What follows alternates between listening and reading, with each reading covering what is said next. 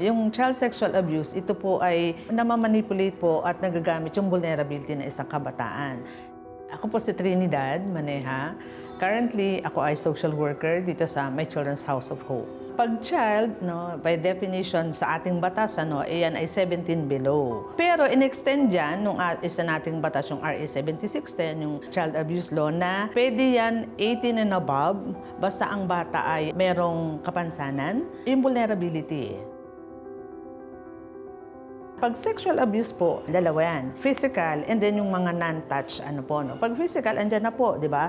Yung intercourse, hipo-hipo, yung finger, ganyan, no? But there are also cases na ini-entice ang bata na mag-join sa isang pornographic activity, pagpapanood po ng mga sexual activity, yung mere exposure po sa mga bata ay maituturing na po siya na sexual abuse. Kaya it leads to depression at meron din mga post-traumatic disorder na nangyari sa kanila. Worst is that may mga suicidal ideation or at times they committed suicide. Betrayed sila dahil na-break na yung trust, multiple partners yung nila. Some of the children naman, nasa-sexualize yung behavior na nagiging normal sa kanila. Some naman were able to cope dun sa ganung situation pero marginalize. Ang hirap nung pagbabalik na sa normal life. Kaya nga sinasabi, yung sexual abuse, lifelong siya Tumanda na, nagkapamilya, pero minsan may mga trigger pa rin sa kanya.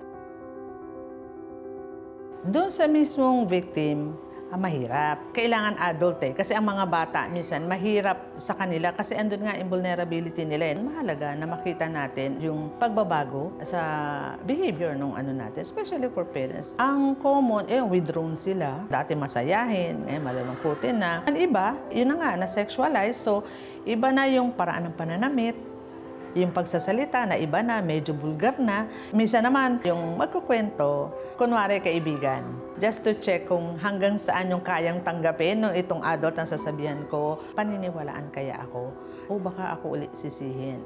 Karaniwan niya maririnig mo, gawa kwento lang naman Ano man sabi ng bata, we presume it as it is na totoo. Seldom do we see na o we encounter na gagawa ng kwento ang bata, especially sexual abuse. Kasi grabe ang yung stigma.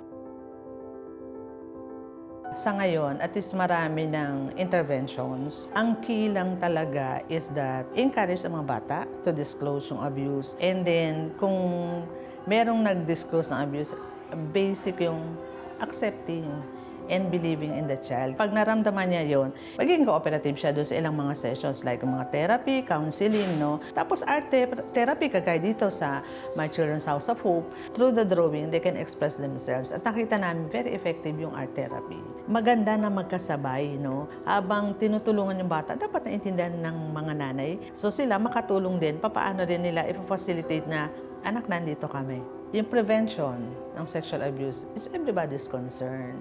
Ang My Children's House of Hope basically is on prevention.